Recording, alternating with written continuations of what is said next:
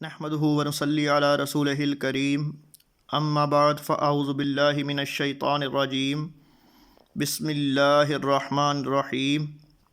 تمام دیکھنے والے میرے دوست حضرات، میرے بہن بھائی جو بھی مجھے دیکھ رہے ہیں، سب کو میری طرف سے السلام علیکم ورحمۃ اللہ وبرکاتہ۔ امید کرتا ہوں ماشاءاللہ سبھی خیر و عافیت سے ہوں گے الحمدللہ۔ آج میں آپ کو بتاؤں گا کہ جب ایک شخص اپنے منہ سے اللہ کہتا ہے تو اللہ تعالیٰ اس کی طرف نظر رحمت سے دیکھتا ہے، اس کے گناہ جو ہیں وہ جل کے راکھ ہو جاتے ہیں۔ اولیاء اللہ کا یہ فرمان ہے جو میں نے آپ کو بتایا، اور اولیاء اللہ کے فرمان میں آپ کو میں کچھ اور چیزیں بھی بتاتا ہوں کہ آنکھ سے نکلا ہوا ایک آنسو جو کہ خوف خدا سے نکلا ہو اور اس آنسو سے ایک بال بھیگ گیا، یہ پلکوں کا جو بال ہوتا ہے آنکھوں کا، یہ ایک بال بھی بھیگ گیا، روز قیامت یہ بال کھڑا ہو جائے گا اور کہے گا کہ میرے مالک یا مجھے نکال دے یا اس کو بخش دے۔ آج ایک یہ کیسا دور ہے کہ 5 وقت نماز کی آواز آتی ہے، اذان ہوتی ہے، نماز کے لیے بلاوا آتا ہے مالک کے گھر سے، اور اسی وقت کچھ یوں ہوتا ہے کہ ہم اپنے اپنے کاموں میں مصروف ہو جاتے ہیں، اور جو کام نہیں بھی کرنے والے ہوتے ہیں ہم ان میں بھی مصروف ہو جاتے ہیں، لیکن مسجد کی طرف نہیں جاتے۔ اس طرح بھی کوئی بلاتا ہے، ہم اس کی نہیں مانتے، وہ پھر بھی بلاتا ہے، ہم اس کی مانتے ہیں پھر بھی بلاتا ہے، نہیں بھی مانتے پھر بھی بلاتا ہے، ہم اس کی عبادت نہیں کرتے وہ پھر بھی بلاتا ہے، کیونکہ وہ ہمارا خالق ہے، ہمارا مالک ہے۔ اللہ فرماتا ہے یا ایھا الانسان ما غرک بربک الکریم، اے انسان آ جا لوٹ کے، تیرا رب بڑا کریم ہے۔ اب مجھے بتاؤ کوئی ایسے بھی کبھی آواز دیتا ہے جیسے وہ دے رہا ہے، اور ساتھ کہہ رہا ہے ربک الکریم، تیرا رب بڑا کریم ہے، آ جا۔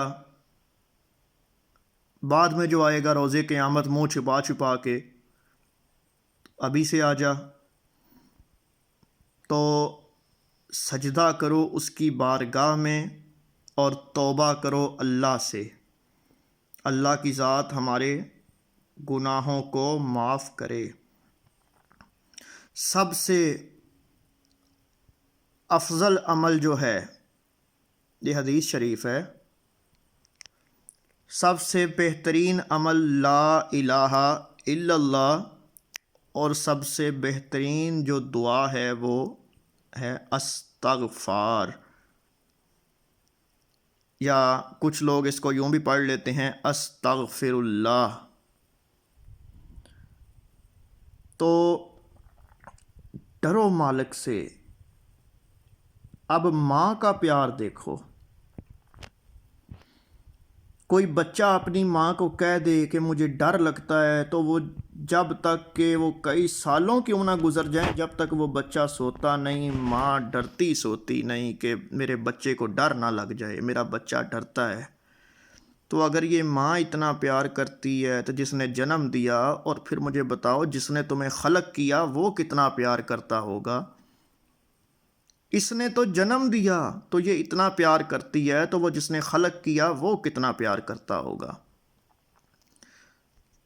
تو اسی کے آگے سجدہ کیا کرو، اپنے دل کی ہر بات اپنے مالک سے کرو۔ بعد میں بھی تو اس کی بارگاہ میں جانا ہے، تو منہ چھپا چھپا کے جانے کی کیا ضرورت ہے؟ وہ جو کہتا ہے کہ مجھ سے مانگو میں دوں گا، تو اللہ سے مانگو، اللہ کے آگے سجدہ کرو، اللہ سے دعا کرو، اللہ کی ذات ہم سب کو ہدایت عطا فرمائے، اور اللہ کی ذات ہم سب کو 5 وقت کا نمازی بنائے۔ آج کی یہ ویڈیو میں اس لیے بنا رہا ہوں تاکہ آپ کو اندازہ ہو کہ میرے مالک کا اسم گرامی لینے سے کتنا فائدہ ہوتا ہے، اور اگر بندہ پھر لگاتار اور کچھ نہیں اللہ اللہ اللہ ہی کرتا رہے تو میرے خیال سے گناہ تو کیا، گناہوں کا ایک نشان بھی نہ رہے۔